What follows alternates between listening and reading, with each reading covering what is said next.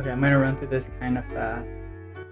You can go ahead and restart the video and watch it over and over again if you want to. So what I'm first gonna do is open up that package that I gave you, the download with Unity, and then you hit import.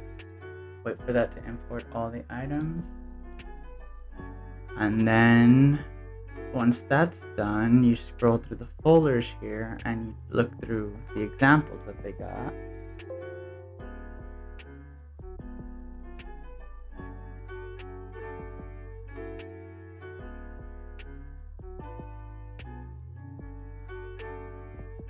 Okay, finally. So you're here. You see here VRChat SDK. Oops. Examples 2. Tutorial avatar. See this right here? You drag that right into the scene. Okay. I like to get rid of this line. I don't know why it's there. And then what you do is you go to this little button right here, Centennial's SDK, hit show control panel, and then in that control panel, you want to go log in to your account, go to upload, and it'll tell you what you need to do here.